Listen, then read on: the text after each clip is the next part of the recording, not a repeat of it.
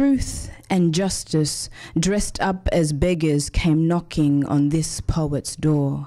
They asked her to speak to the people, told her they were thirsty, saw compassion lay well rested in the feather pillow of her 4 heart chambers. So they passed her some sheets and pumped ink into her river veins, carved invisible wings in the blades of her shoulders, and told her that when she had learnt the art of courage and of balance, she would fly. Truth held a plunger and unblocked the waters clogging up this poet's pipe spine, whilst courage whispered in the spaces between the grooves of her bass line, "Let Mandela live on." Rulers of the Most High, I knight you, lords and dames. Climb down Wall Street, strip off your suit, pick up your paintbrush and wear your words like your armor, a medal of honor across your sleeve. And may your voice be the blade tip of your sword. And may you drum the beat of your war cry out on the streets, and march with us to reclaim the soul that we as a nation have lost. Because Mr. Government, he's been lying about all kinds of things, says he's for the people, but then he ties us up to the rooftops of buildings and cufflinks us to his suspended promises that hang long like his necktie. And we, like bungee jumpers with no rope, we free fall until we are broken and fold into scaffolds of his debris that he hides under his white collar. Yet unafraid of heights, we climb up and up and up at a cost. Mr. Government has ironed out our humanity, has reduced us to nothing but walking power plants and swiping plastic cards. We are blinded by bright lights and can no longer see beyond the big smoke. Our crisis is not monetary, it is evolutionary. We have forgotten that we are part of a market that rejects us as all ordinaries. Our list of shares are booming beyond mining. We humans, we share breathing. We share the sun, heart, beat, blood, belief, vision, love, hate, joy, pain, hope. We have forgotten because Mr. Government lies about all kinds of things, says he's got nothing to be sorry about. Says sorry is a word he speaks around. Says sorry is a word he half says. Says sorry is a word he makes excuses not to say. Say apology is sorry substitute. Rulers of the Most High, I knight you, lords and dames. Climb down Wall Street, strip off your suits, pick up your paintbrush and wear your words like your armor, a medal of honor across your sleeve. And may your voice be the blade tip of your sword. And may you drum the beat of your war cry out on the streets, and march with us to reclaim the soul that we as a nation have lost. March with us to heal our cities, wounded cities haunted by the ghosts of the past, wounded cities that look like the lungs of chain smokers that have been on one too many benders, wounded cities that lean back lopsided bent, wounded cities that are coming down from being high.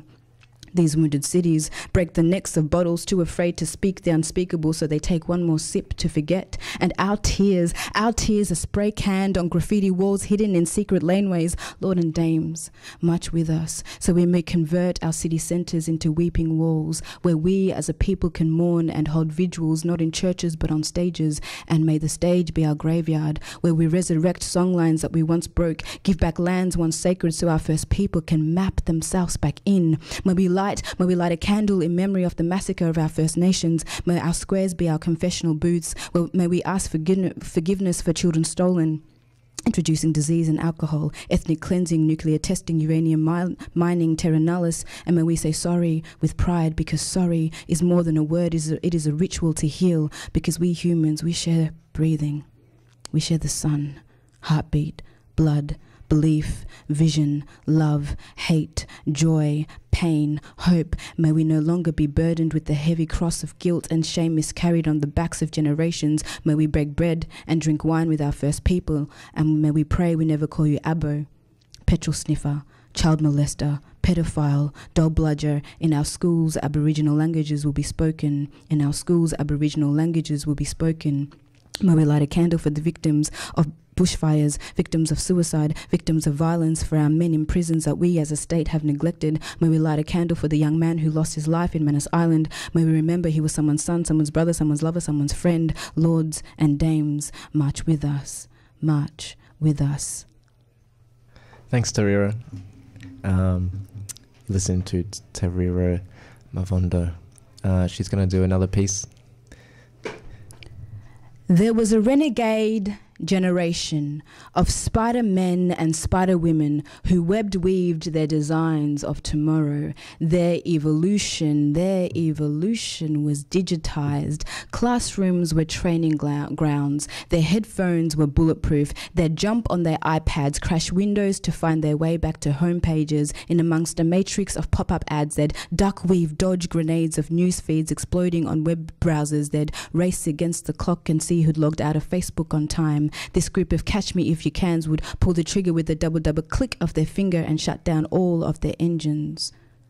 Would stare at blank screens for hours to slow their RAM speeds down. They'd enter MySpaces, top up and recharge, and would link themselves into a broadband connection of Generation Nexts. In teams, they'd solution find softwares that would delete the virus fear. Fear was a bug in their generation system that was force quitting their hearts into sleep mode. There were hard drivers responsible for rebooting hope and putting it back on the market. These Generation Nexts would surf on Safari for leisure, were quicker than Firefox, would start protest blogs against their apples being imported from the iStore. They'd plant trees, tree sit in forests, screen musicians for Bandcamp, put them through a crash course on how to sharpen their instruments in Pro Tools and see if they could create a protest song on GarageBand. And those musicians that made the final cut became their troops during demonstrations. On battlefields of concrete and metal jungles, their toughest opponent was rough as guts. He was the champion street fighter called the State,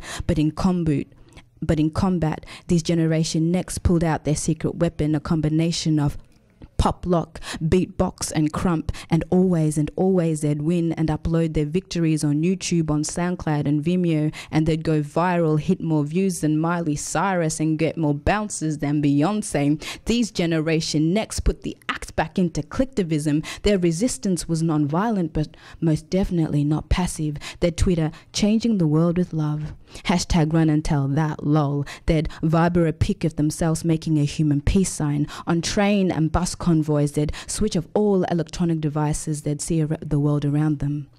They'd unblock you, they'd see you and smile, they'd make real friends, have conversations with strangers, offer their seats not just to the elderly but also to people who look tired. In classrooms, they would reject any lessons that taught that I must always come before you, or that we must split into us and them. They would question why the I in ideas is getting smaller and smaller, and why Changemaker was not a career found in job searches, why IQ was the preferred measurement for intelligence and creativity, a round peg that didn't fit in a square curriculum. These Generation Next put the act back into collectivism. They walked alongside their teachers when they went on strike demanding better pay, because they knew good teachers were like doctors and lawyers. They saved their generation's lives. They represented more sides to a single story, like we have a black history.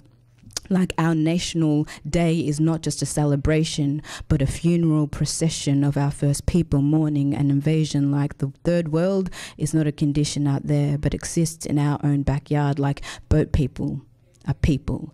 Like being on an island behind bars is not an extended Christmas vacation. Like apartheid is alive and well. Like the term economic refugee was coined to keep us protecting our borders with the most militant of weapons, apathy. Don't you know indifference is a science, and we are passing with flying colors. Like suicide is a word. Like suicide is a word. Like suicide is someone in a classroom thinking of taking their own life. Like suicide is a big heart being stomped on by silent pain, and the bell is pointing towards their left before their time rung. Like it's not right that in a city of 4 million we can feel like we're the only one. Like death should be its own subject, not just a footnote in an outdated text. Like English is a second, third, fourth, fifth language. Like drama is someone's real life. Like mathematics is putting 2 and 2 together to get the hell out.